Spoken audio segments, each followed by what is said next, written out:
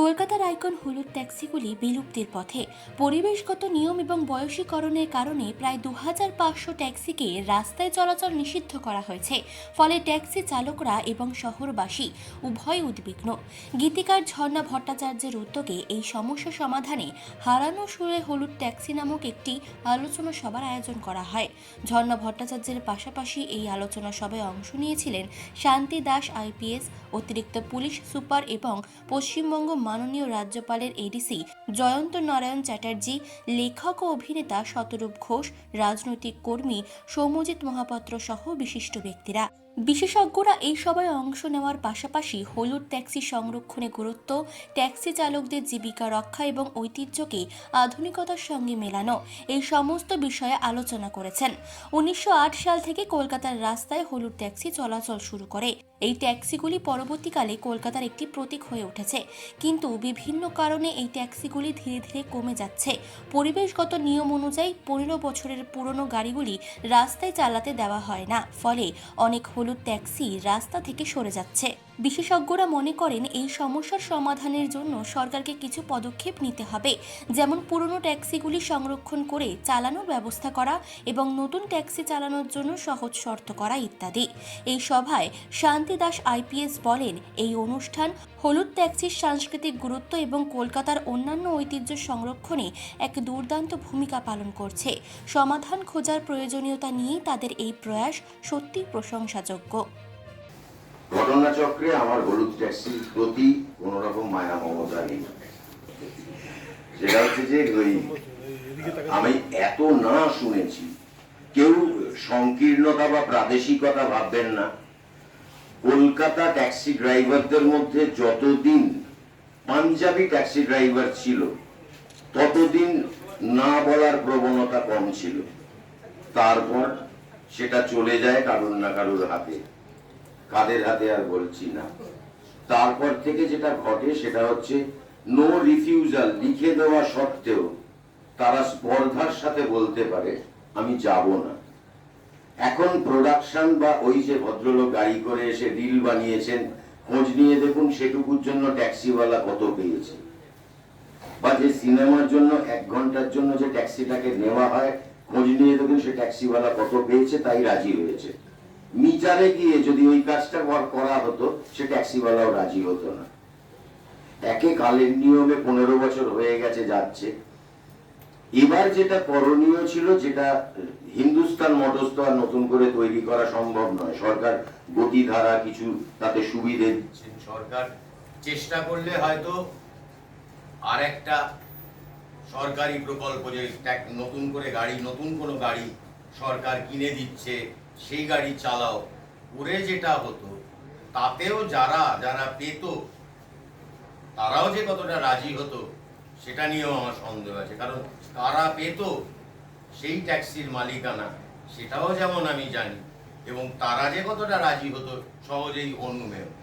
ফলে আমার কাছে হলুদ ট্যাক্সি স্মৃতি হয়ে আছে, ক্যালেন্ডারে আছে। আমরা নস্টালজিয়া হারাচ্ছি, আমরা ইতিহাস হারিয়ে গেছি।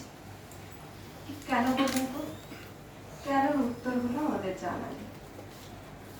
আসলে এখন বাজারে চিংড়ি, ইলিশ আর দর ধরে না, ট্যাগে লেখা প্রাইস দেখে আমাদের বাড়িতে মাছ মাংস আসে। বাজারে বসা মাসি এখন শাক নিয়ে বসলেও তার কাছে আর সেভাবে কেউ দর করে শাক কিনতে চায় না। বেশি যান্ত্রিক হয়ে যাচ্ছে, আর এগুলো করতেই হবে। কিন্তু সিন্ধুকে কি রেখে যাব? যাদের সামর্থ্য আছে তারা সিন্ধুকে টেকনোলজি রেখে যাবে, আর রেখে যাবে অর্থ। তারা কিন্তু বিপদে পড়বে না, কারণ তারা অ্যাপে ক্যাব বুক করতে পারেন না।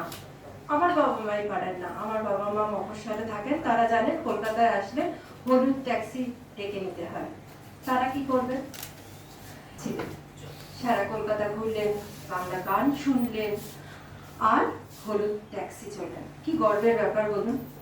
কিন্তু আমাদের বাঙালিদের মনটা ছ্যাত করে উঠল, কারণ আমাদের তিরোত্তমাসীর প্রতীকী হলুদ ট্যাক্সি আর কিছুদিন পরে থাকবে না।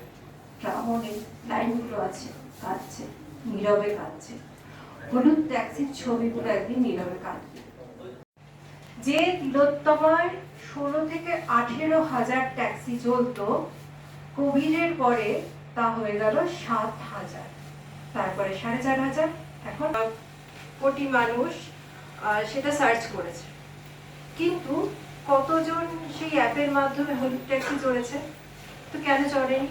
হাইজিনের অভাব, না দীর্ঘদিন নো রিফিউজাল লেখা সত্ত্বেও রিফিউজ করা হয়েছে তাই?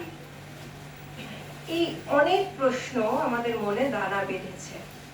তবুও ইতিহাসকে বাঁচিয়ে রাখা উচিত। ইতিহাসকে বাঁচিয়ে না রাখলে আমরা এগোতে পারবো না।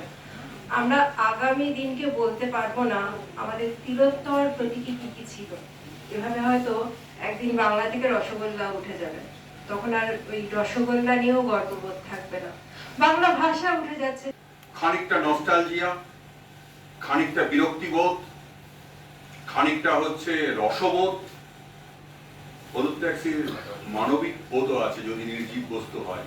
তো সবচেয়ে কম সময় যিনি দেখেছেন তাকেই বলবো প্রারম্ভিক বক্তব্য রাখা। দোসান কিছুদিন আগেই কলকাতায় এলেন, উনি প্রাইভেট জেট করে এলেন, তার কোটি টাকার প্রাইভেট গাড়ি চড়ে এলেন কলকাতা শহরে।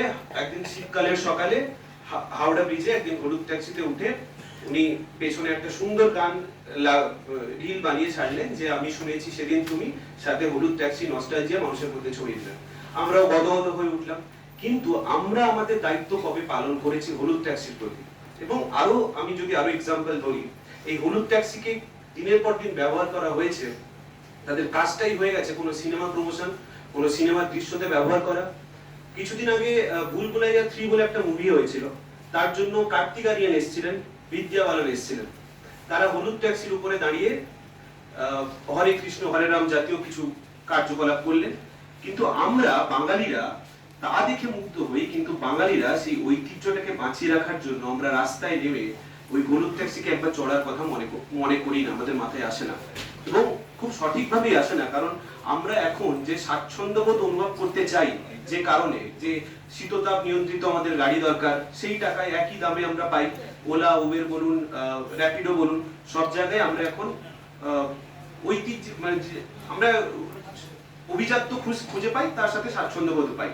সেক্ষেত্রে আমরা যে প্রশ্নটা আমাদের সাধারণ আধুনিকরণ করাটা কতটা প্রয়োজনীয়, সেই কাজটা আমরা কিন্তু ভুলে গেছি। এবং দিলে আমরা ভুল করব, সেখানে সরকারেরও কিছু দায়িত্ব বর্তায় এবং সরকার কিছু কিছু কাজ করেননি। আমি সেই দিকটা কিছুটা তুলে ধরবো। যেমন 2008 সালে মাননীয় হাইকোর্ট যখন বললেন যে 15 বছরের ধরে যেসব গাড়ি চলছে তাদেরকে একটা সময় বন্ধ করে দিতে হবে, তখন আমরা সাধারণ মানুষরা কবার প্রশ্ন করেছি সরকারের দিকে আঙুল তুলে যে ওই মানুষগুলোর কি হবে, ওই ড্রাইভারের কি হবে, কলকাতার ঐতিহ্যের কি হবে। এখন থেকে আপনারা ভাবা শুরু করুন কিভাবে ঐতিহ্যের সাথে আধুনিকরণ করে হলুদ ট্যাক্সিকে কলকাতার মুখে বাঁচিয়ে রাখা যায়। কলকাতা প্রেস ক্লাব থেকে মানসী বসুর রিপোর্ট, চেতনা বার্তা, জেগে থাকে, জাগিয়ে রাখে।